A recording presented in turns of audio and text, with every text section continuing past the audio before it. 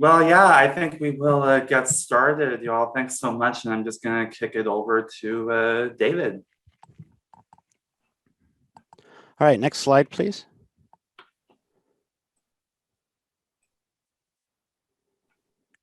First off, for acknowledgement purposes, what I wanted to do is pay my respect to Deb Holland and put my thoughts towards her having a very successful and productive tour as a secretary. It's much needed, and that picture that I had on this slide was her in her ribbon dress. It was beautiful, and we wish her all the luck. I am David Merino. I'm a retired fire captain. I'm also an ASAP mentor. I'm here with Mackenzie Bolger. We're here with the primary goal. Next slide, please. Go ahead and next one over. There's the two of us. Next one over. If we could ask everybody to mute their mics, I'm getting a little feedback in my headset. Thank you. Our goal is to show you 3 paths for getting hired. We're going to show you of those 3 paths, a local, a state, and a federal approach. While I am no expert on getting hired, I've spent an extensive amount of my career in the fire service mentoring people from, excuse me, getting hired all the way up to preparing for a chief's interview. With that in between, I'm quite familiar with the hiring and promotional process within the state of California. So in my recent experience, I went ahead and applied for a couple of jobs with the state and feds, and I hope to bring some of that, what I learned, to you. Next slide, please. What we'll do first is we're going to talk with Mackenzie Bolger. Mackenzie will discuss, she's with Civic Spark. Civic Spark is a governor's initiative program dedicated to building capacity for local public agencies to address community resilience issues such as climate change, water resource management, housing, and mobility. Mackenzie will discuss the Climate Action Corps, which focuses on engaging professionals in direct climate action to help protect vulnerable communities against the impacts of climate change. She will field questions immediately following her presentation, and our contact will be information will be available to anyone interested. Next slide, please. The federal portion will discuss FEMA. It can be relatable to other opportunities within the federal government. FEMA is a well-funded entity, and they'll be on the front lines serving the most desperate. As their involvement with climate adaptation increases, so too will their personnel needs. The state of California is highlighted as a case study because of the volume and variety of job postings. Knowing its tricky application process could pay off with a fulfilling career. It was a unique application process for me, but it has a kind of a long-term reverberation, so I wanted to share it with everybody. Next slide, please. We're going to start with a critical component of adaptation planning. It's the initiation of the process by local officials. Simply put, the federal government is not going to every town in a massive mitigation project. It's every locale's responsibility to identify and plan for what threatens them. Cities and counties are understaffed and ill-prepared for catastrophic events. After you hear from Mackenzie, you'll learn just how many municipalities need skilled adaptation planners. It's a lot. And in this screen, you have showing Santa Rosa Fire and its interface with a regular residential neighborhood. Next slide, please. Mackenzie, it's all up to you. Great, thanks for that intro, David. Let me share my screen and we can, oh, I think we need to, let's see. I can't share my screen while someone else is, there we go. Let's see. Alrighty. Okay, can everybody see that? Excellent, all right. Cool, so I'm just gonna talk a bit about, as David mentioned, a couple paths to beginning to work in the adaptation space at the local level. So I'm with the Local Government Commission. We're a nonprofit based out of Sacramento, California. We work with communities across the state and the country on building more livable communities. And one of the ways we do that is through our Americorps programs. So I'm the senior program manager for our national service programs, one of which is Civic Spark, and the other, our newer program, is the Climate Action Corps. So I'll get into those a bit, but Civic Spark is a capacity building Americorps program that's geared towards building capacity at the local level through a service program of 11 months, where fellows take on research, planning, and implementation projects addressing really a wide variety of issues, including climate adaptation. We started as a program focused specifically on climate mitigation and climate adaptation, and over the years we've expanded to a variety of topics that work toward both environmental and social resilience. So I'll talk a little bit more about what some of those entail. And then the Climate Action Corps is a new initiative. So while Civic Spark started in 2014, Climate Action Corps is a governor's, well, it's not a governor's initiative. It's an initiative of the governor's office. It's slightly different, but it's a statewide climate initiative, and it's actually a broader. We'll see. I think we're getting some background noise. It's actually a broader initiative that is working towards sort of mobilizing local climate action among residents and community members across the state. And one piece of that is the fellowship program. So currently we're in our pilot. Fellows are serving for 7.5 months in 5 major cities. They're serving in San Jose, Stockton, Fresno, Redlands, and LA. And so between the two programs, we currently have upwards of 145 members serving across California. So the mission of Civic Spark is threefold. One is to really build that local public sector capacity. As David mentioned, there are so many challenges to local agencies being able to respond to the climate crisis. One of those is staffing, and another is, of course, funding.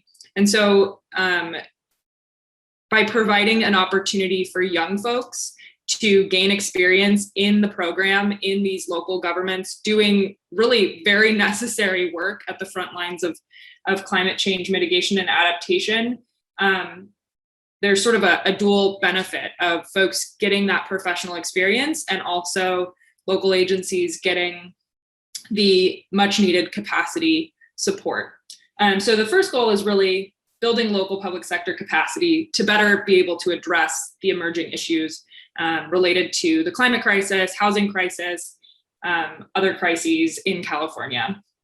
The second is really to serve as a social purpose career accelerator for future leaders. So making an inroad and a pathway to public service leadership for folks across the country. And then the third is fostering lasting, authentic community engagement. And so that's really doing that on the ground work. Our fellows do a lot of volunteer mobilization to bring others into this work in addition to the local leadership.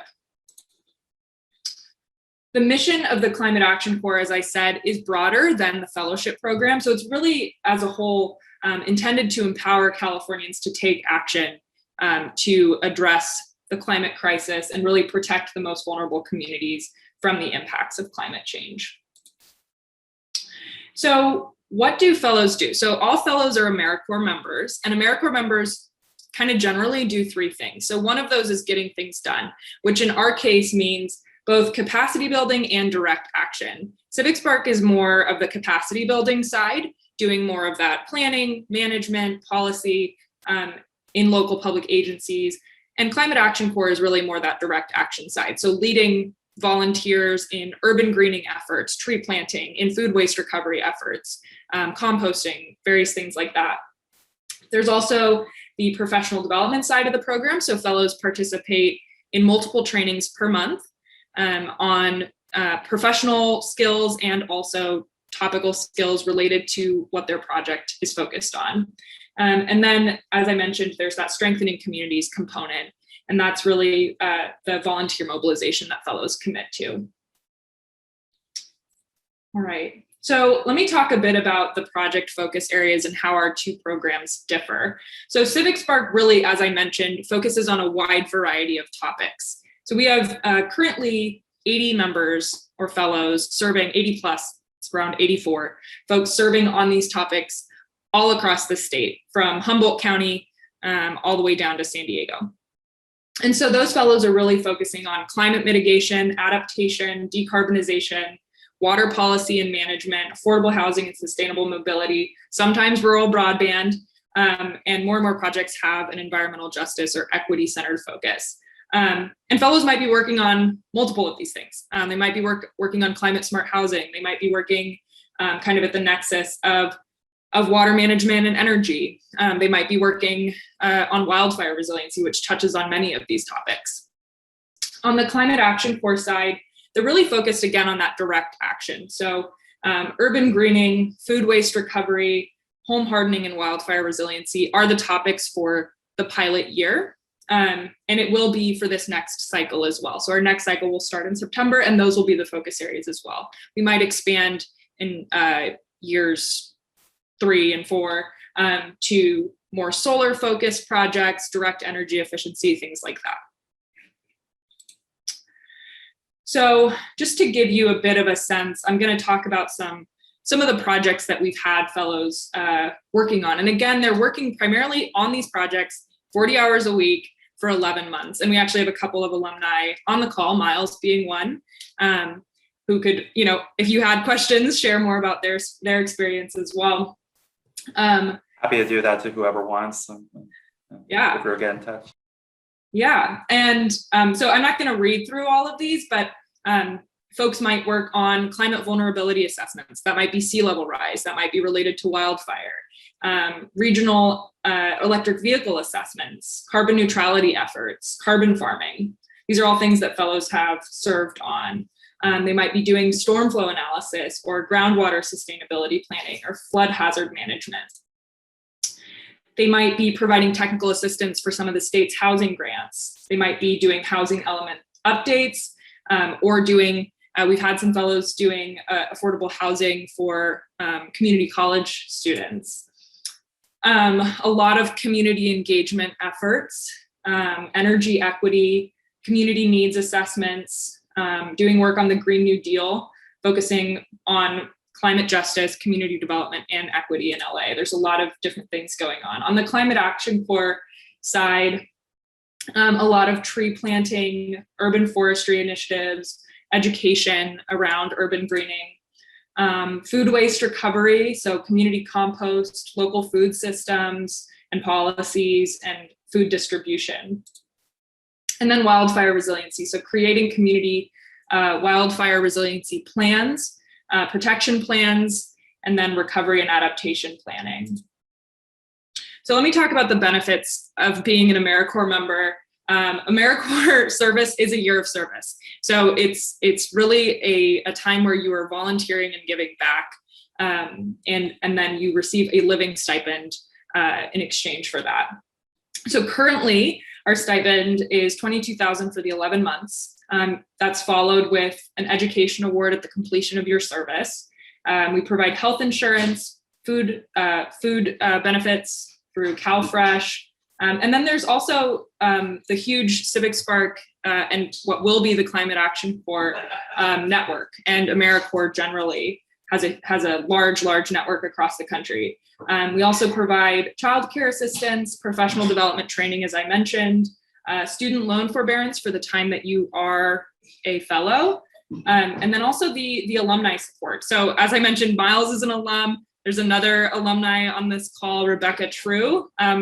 We're finding more and more that Civic Spark alumni are everywhere, and it's going to be hard to be in a meeting in California without running into a Civic Spark member or alum. A couple of qualifications. You do need to be a citizen or lawful permanent resident. You need to be able to pass a background check. At this point, we are requiring that folks have, at minimum, a 2-year degree. Some sites might require a bachelor's. You need to be ready to commit to the full 11 months of service. That's 1,700 hours over 11 months. You need to be able to work in a professional setting and have strong communication and teamwork skills. So a couple of dates to keep in mind. We're right now actually in the priority application period. So if this sounds like something that would be the right fit for you for this next cycle, which is September, it's mid-September through mid-August of next year, I recommend applying now. We're in that period, and that period closes at the end of this month. There's our regular application deadline, which is in April. May is our late application deadline. If you apply sooner, you'll be interviewed by us sooner, and then you're basically passed on to partners that you're interested in for interviews there, and then that will determine your placement based on partners wanting to offer a position to you. And then the start of the service term is mid-September. So if you want to stay up to date, if you want to learn more, here's all of our various links on our platforms, our website where you can apply, Facebook, Instagram, and LinkedIn. And then if you have any questions right now, I'm happy to take those. I'm also happy to set up another call at a different time. This is my email, and you can feel free to reach out.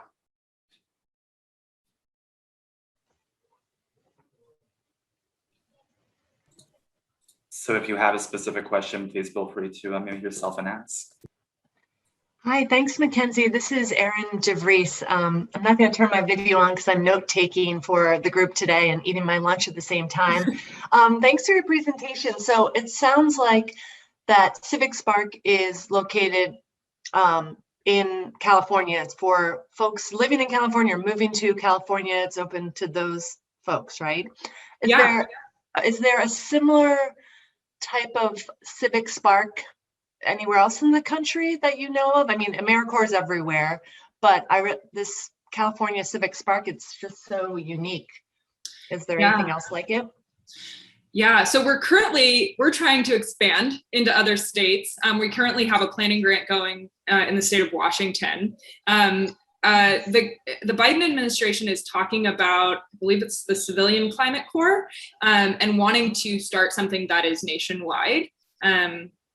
And so that's something that is, on the horizon, maybe a few years down the road, maybe sooner. In terms of other similar programs, we're currently connecting with other programs. I know of similar-ish programs in Oregon, and there's a program called Lead for America, which has a bit of a different model. It's not an Americorps program, but they're focused across the country. And they actually place fellows for 2 years. And I think there's a wide variety of topics that fellows work on, but it's very local based. And I could connect you with their program officer if that would be of interest. Okay. Yeah, for maybe some folks would be interested in that. And it's called Lead for America. Yeah. What you said? Okay, very cool. Thank you.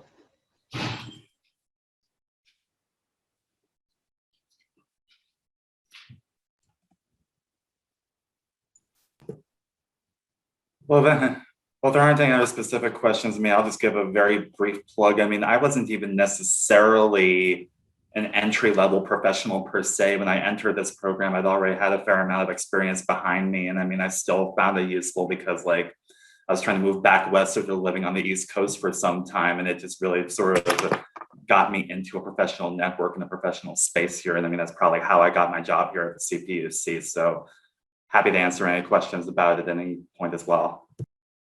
Thanks, Miles. Yeah, I think that the network is hugely helpful. As I said, as we've been around for 7 years, there's more and more people kind of recognizing the name of Civic Spark. And like I said, if you're in a climate meeting in California, you're going to run into a Civic Spark fellow at this point. And so I think that network has been really valuable. And having folks like you, Miles, in that network is hugely significant for the current fellows in the program as well.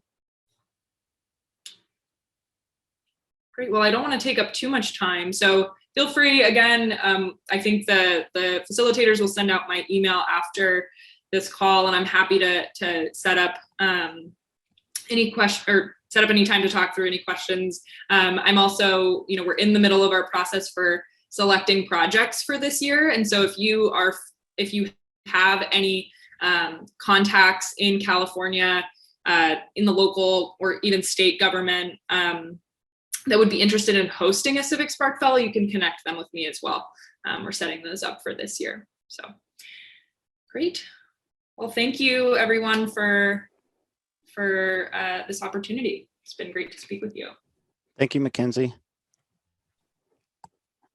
All right, Brianna, I will try it again.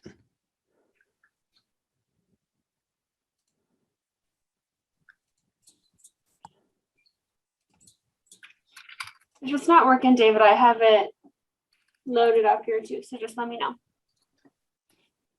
Okay, it told me it started working. So I see it. I need to go. I think you need to go with the slideshow view, and then you'll be good. all right. Do you see that beautiful ribbon dress? If you do, then you're seeing my screen. Yes. All right. Hey, it worked. Not too bad technologically. So I'm going to jump ahead now in the interest of time and catch up. Oh, so before I continue, on April 2nd, please mark your calendar. David Hayes, Special Assistant to President Biden for Climate Policy. We'll put the link in chat. I think it's already there. And that should be an amazing discussion. I can't wait to have it. Thank you to the ASAP Policy Practice Group and a couple of others for putting that together. Looking forward to it. All right, you already heard from Mackenzie. Please bear with me as I jump ahead. And now we will talk about my two sections here. Take a moment as we go through these to absorb some of these screens. There's going to be an overwhelming amount of information initially, but it should just kind of draw a focus eventually. When you get to the federal section, you're going to notice that there's tons of different terminologies that can overwhelm you. But my hope here is to coalesce some of these into an easier to digest language. So as we move through these, just bear with me. What might appear in the federal section, the similarities have different titles or names in the state, but they will start to make sense, or patterns will start to emerge. The first thing that you'll need to do if you're interested in any federal jobs is the key is getting into this USA jobs and filling out your profile. Successfully filling out that profile will then, as you see in that underlined section, it's saying you can even, that's how you can even apply for these things. Some of their rules, we'll follow it. And with regards to FEMA as the focus, I found that they have the most simplistic application and hiring process for what you're obligated to do. We're going to contrast that with the state of California, and then hopefully you can find a job somewhere in between. The applications, when you put them in for the federal jobs, especially for a FEMA job, is pretty straightforward. You might get certain writing assignments, and in these writing assignments, we'll discuss a little more in the state of California, where it seems to have a bigger impact. But in these writing assignments, you have to find a way to fold into the job description or what they're looking for some of your past experiences. And that's a bit of wordsmithing, since we're dealing with a whole new economy of jobs that are being created. So you'll see nobody's really at the top of the mountain to be able to say who's what. So I introduce the Fed and the state of California as a blend between the who's going to win the battle of what name prevails. If you have any curiosities or interest in getting a job on FEMA, I found their webinars to be extremely helpful, and they sometimes bring in like panels of other people who have been working for decades just to give their personal experiences. They all seem to love it and can't imagine doing anything different. So I would invite you and encourage you to at least take a look at some of these webinars, because I found some important information just by sitting through one after I'd already applied, was that they frown upon the single page resume. If you read Kenneth Blanchard and 1 Minute Manager, you kind of get this one page everything mindset. And it turns out, if the feds see a one-page resume, probably won't even be considered, no matter what that resume says. I'm not crying, I'm just giving you a little information. Hopefully it works. Which brings us to now one of the more complicated application processes. It's the state of California, but it might prove beneficial to you. This is why. In front of you is a timeline. All of these different segments, 1 through 5, are new legislative requirements that municipalities in California have to adhere to by a certain date. That date's quickly approaching, and folding in all of these requirements takes a tremendous amount of planning and logistical forces and know-how. Starting with 1, they require you plan. And all the municipalities, cities and counties and tribes, anybody that has a plan has to now include climate change and the effects and the anticipated effects of climate. So this opens up a lot of opportunity for people to say, well, the neighboring community might appear in my community as homeless refugees because they lost an entire division of homes due to a fire. That happened in a couple of locations in California. And these, as you can see on the timelines, 2015 all the way until what we are talking about today, there's been a tremendous amount of time to do this. The problem is not a whole lot of people have even made mention of even trying to. So now we're at the end of this. The deadline's within a year or close to it. And they have to include every 8 years, forever and ever and ever. They have to update these. Number 2, they have to ensure that there's equality or voices from the poor communities and the ones that haven't been given a voice. And if you look at number 4, people have to have, if there's a community with less than 2 escape routes, they have to be identified. And then number 5, they have to have an escape plan. You'll see that there's an oh so critical number 6 missing, and that's where's everybody going to go? And how are they going to get back? And what's going to happen next? So we're seeing a progression towards some levels of solutions, and it's becoming legislated. And now counties and cities have to actually plan for this. And let me tell you how many counties and cities that are affected by this. There's 58 counties, all right, 97 recognized tribes, 478 cities, and 4,063 special districts. On a recent webinar, it was quite clear that there's a very small percentage of these entities even remotely prepared to even start the planning process, let alone come up with the plan. So this might be some incentive for all of these next items, which is the jobs that are going to start to grow as far as the availability. This is going to get complicated, but the jobs will be there and they're growing. It just the California's Office of Emergency Services is showing 43 and growing more and more of these vacancies. Before you go ahead and start applying to them, make sure that you're giving everything a very thorough study on these job announcements. You might get excited by what the salary is, or if you might be qualified, but you just, if it's a little bit of reading, you might find out you might be unemployed in a month or in a year.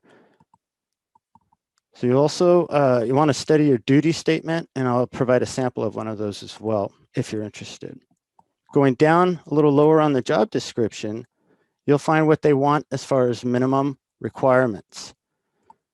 What I was used to for the last 20 years of studying job announcements and the requirements and minimum requirements and desirable qualifications and the trickiness of that in the state of California, one trend that I'm noticing with these is an increasing amount of vague descriptions of what they're seeking. This, I believe, creates a tremendous amount of opportunity for you, and the fact that with your intelligence, you might just need 1 or 2 conversations with the hiring manager over a phone to allow you access into the easier to navigate final processes of getting a job, which is warming their hearts and giving them assurances that you're not a flake and you're going to do amazing stuff. Keep an eye on these as they become more and more clear. In the California area, you might see them copied and pasted with other states, mostly for the defendability of its litigation. With minimum qualifications, you have to have some levels of bona fide occupational necessity assigned to it. And in California, it's a very worker protected state. And so the verbiage used and the vetting process, I think, would be pretty solid if it was taken to court. So it might be worth your while, at the very least, to start studying what these positions are demanding and seeing how you might be able to get a pole position with maybe 6 months or even less of extra work, but more focused. You might be able to see your accessibility to these jobs a little easier. The reason why is because in the final real selection process, they're vetting you for these desirables. Going through it, I'm not going to read them all. You'll see that the impact of how you can send a message with what you've done in your past and what you plan to do with your future, if you have a way of blending these, you'll get access a lot easier with a hiring manager because you're speaking their language. Hiring managers and the processes for California, it seems simple. Step 1, step 2, step 3, hey, you should be able to get a job. It's a little more complicated than that, but we'll go ahead and you'll create your account at the Cal Careers, just like you would create an account with that USA Jobs. Once you do create your account, you're going to need to take an examination for a class title. As you study those jobs that we had mentioned earlier in the lower right part of the screen, you see grant, those red circled items. Say these are jobs that you might want. If you look at the top, they're considered in a class title that you'd have to take an examination and pass. Once you've passed that examination, though, it opens the door for every other job within that classification. And I'll show you at the end that it's a jackpot. If you do it right, you can take multiple exams, and then staying on top of that, you'll see that you'll almost be overwhelmed with what's available. So you do apply finally, you get that job description, fall in love with the job, you apply, then your applications will show up in that field for the different applications that you've applied for. Pretty simple. And once everything comes together, if you look at number 3, you'll see that you can upload application templates and then store all of your job applications in number 4.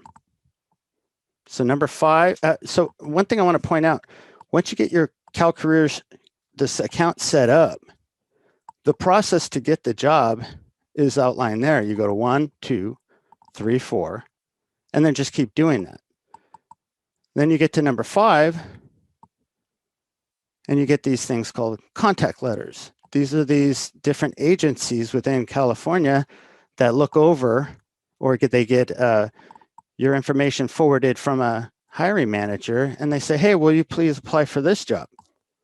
So with very little bit of front end work, maybe studying and taking 2 exams, this doubles or triples, and you find that it's constantly something that's being fed, and you're seeing what opportunities that you might not have seen to begin with. I never would have thought California Highway Patrol, only because firemen and cops don't get along too well.